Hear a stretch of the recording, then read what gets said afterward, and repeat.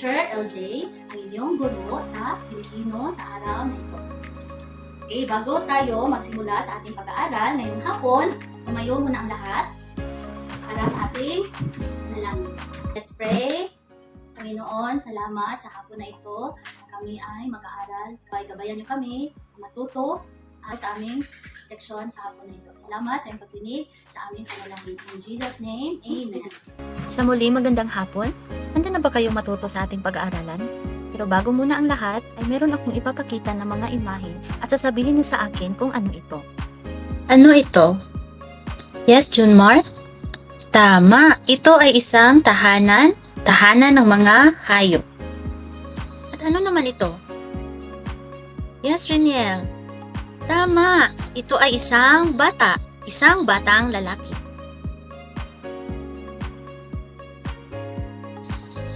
Okay, at ito naman ay ang mga kambing, mga hayop na kambing. Mga bata, alam niyo ba kung ano ang tawag sa mga ito? Tama, ang mga ito ay tinatawag na pangalan. Ngayon, alamin natin kung ano ang pangalan at ano ang layunin sa ating pag-aaral sa hapon ito. Sa pagtatapos ng ating aralin, kayo ay inaasahang makilala ang pagkakaiba ng iba't ibang uri ng pangalan at makapagbibigay ng mga halimbawa nito. Handa na ba kayo?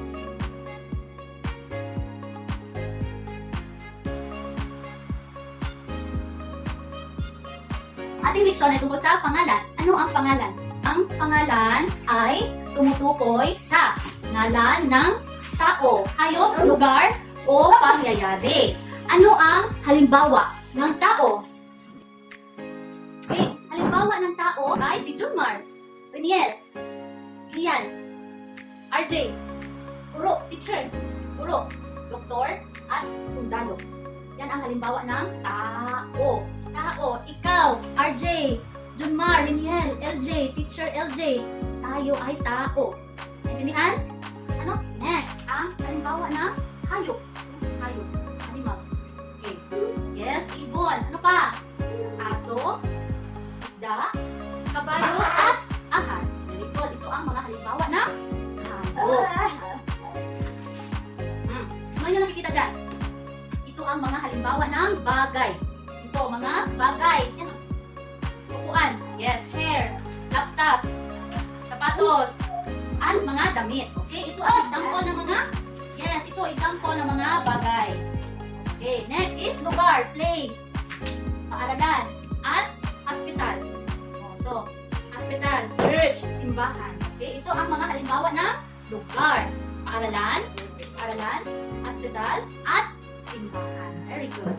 Ito naman ang mga halimbawa ng pangyayari. Ano ito? Halimbawa ng pangyayari. Arawan, birthday. Okay, birthday. Araw ng mga puso or Valentine's. Okay, naintindihan? Ngayon, meron ako mabahagi storya sa inyo. Story. Okay, ang mga alagang kambing ni Junmar. Yan ang ating pamagat ng ating story.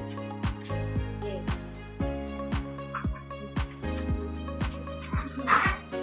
Okay, basa lahat. Si Junmar ay nag-aalaga ng mga kambing. Pinapakain niya ito sa damuhan araw-araw. Ang mga kambing, inaalagaan niya sila ng mabuti. And, tuwing umuulan ay pinapasilong niya sila sa kanilang tahanan upang hindi magkakasakit. Kaya masasaya at malulusog ang mga kambing na inaalagaan ni Junmar. So, meron akong tanong kung naintindihan niyo ang kwento. Sino ang bata? Very good, si Junmar. Ano ang ginagawa ni Junmar? Ano ang trabaho ni Junmar? Araw-araw, pinapakain niya sa damuhan ang mga kambing. Okay, meron tayong activity.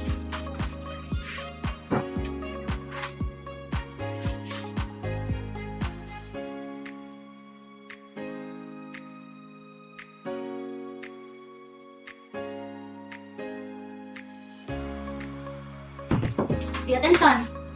Okay, ang ating play, ang ating activity ngayon ay kukuha ko dito na picture. Papakita ko dito na picture. Tapos, ilalagay nyo ito kung saan ito nababagay. Halimbawa, ano ba itong baso? Ang baso ay, ano? Things, tao, bagay, hayop, lugar, o pangyayari. Okay, ready na?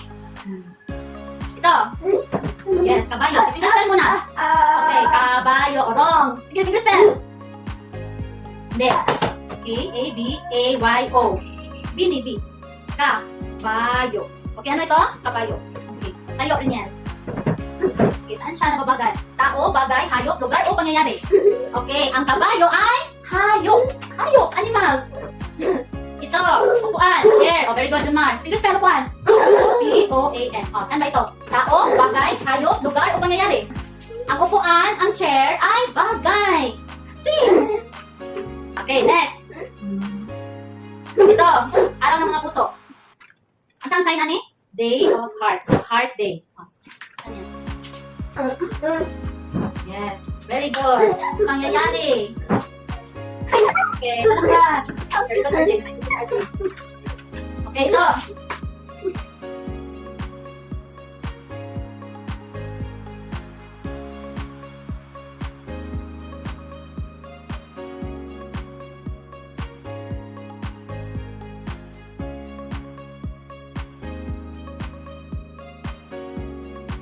Magaling mga bata! Nakita ko na marami kayong natutunan tungkol sa pangalan ngayong araw.